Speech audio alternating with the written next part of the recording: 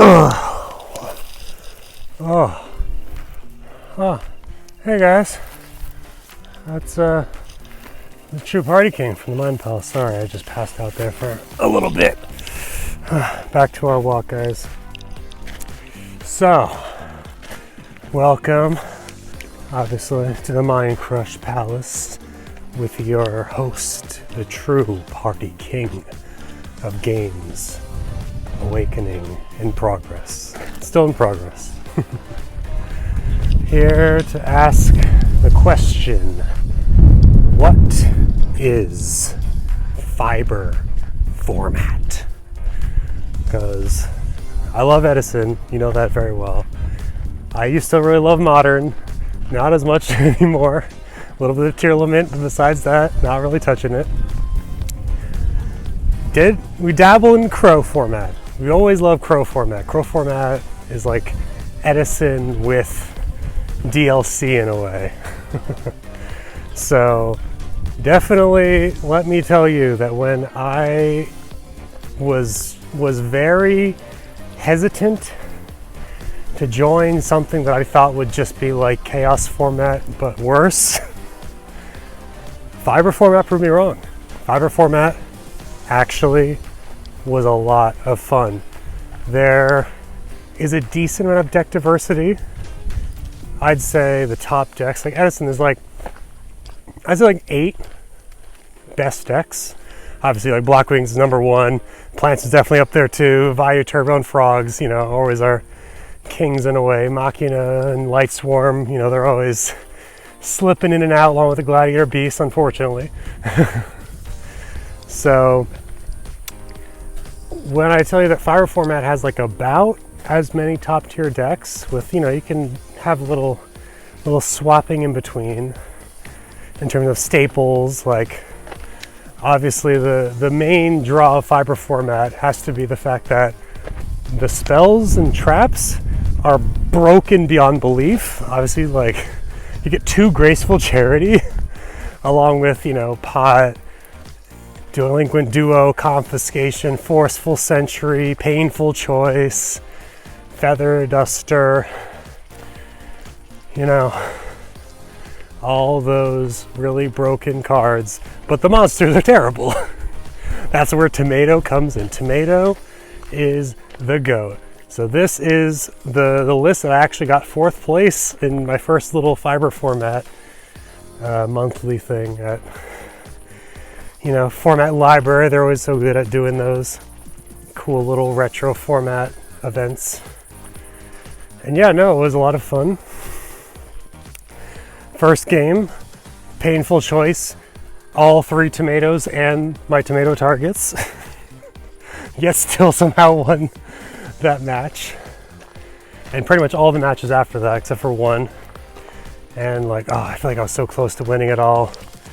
But you know, sometimes burn really gets you. And if anything, I feel like that's probably one of the best lists is like a gem or germ burn with like a bunch of other kind of burn related cards, because life points are very important. Fiber Jar shuffling back everything that isn't banished, including himself, even if he's attacked. Bro. Thank God DB has an auto effect button. Because yeah, you'd be resetting that board like multiple times a game. It's actually a lot of fun and really makes you think in terms of what cards are you banishing off Bazoo and Skull Lair. And it's really cool that like there's like a triangle of Bazoo beats Gemini Elf beats Kaiku, and Kaiku prevents Bazoo from banishing, so he beats Bazoo.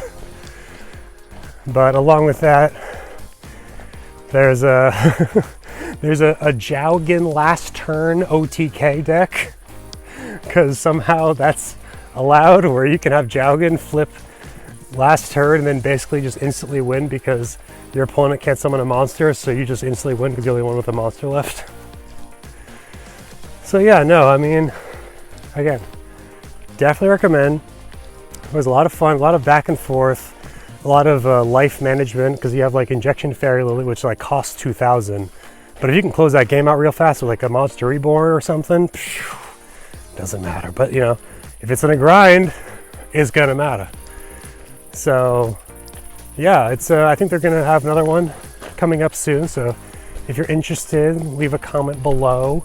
I look at all comments, even though there's probably only gonna be one comment on this video, because I only have like a couple of people watching. But you know, you are my favorite. If you leave a comment, you're definitely an MVP.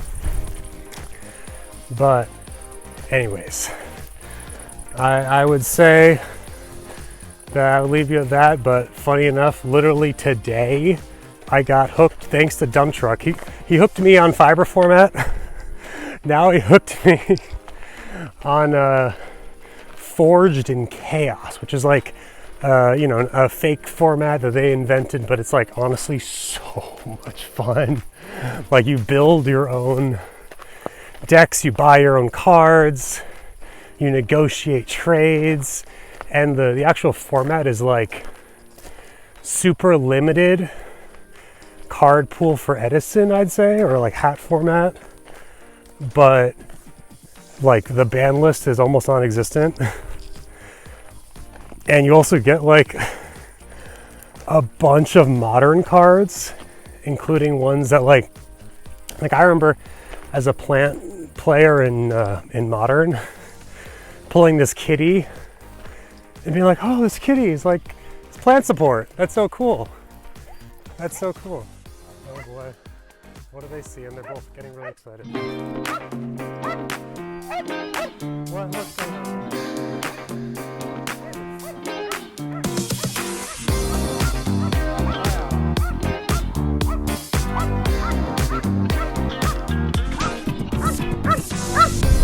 I think I feel like it's a sign we should probably head back.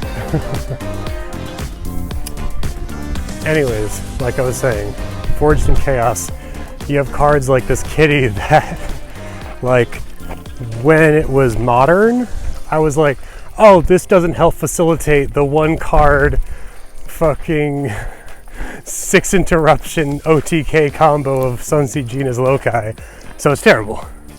But in this format, it's like normal summon, target a beast, beast warrior, wing beast, insect, or plant, then foolish one of the same type.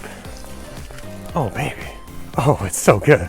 Then if it's destroyed at all, not even sent to grave, destroyed, you get to add any of those types from your deck to your hand. So you just like add a Ryza, add a Lone Fire, you know, like it's so cool. So far, I've only played like, you know, a handful of games on ranked, but I literally haven't lost a single game with this crazy 60 card pile beast plant build. You'll throw that up there too, because this is like, let me show you how crazy this format is.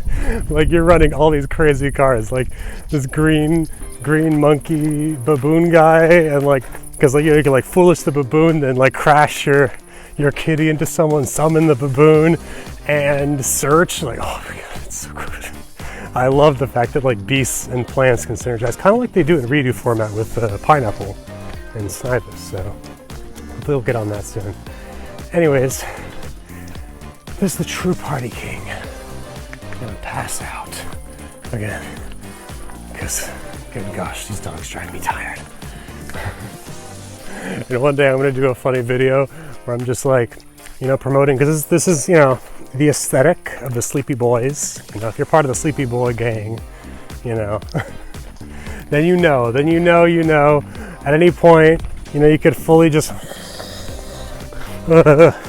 or, you know, you could just halfway, you know, exist in the in-between state of awake and asleep. You can be whatever you want. But I just imagine having a video where I'm just like, Sleepy Boys, let's go, close, pass out, and the video just goes on for like an hour, so you can see truthfully just how effective it is. That I could just spontaneously pass out at any point of the day with this mask and just be out for as long as I feel like. So with that being said, it's the true party king of games signing out.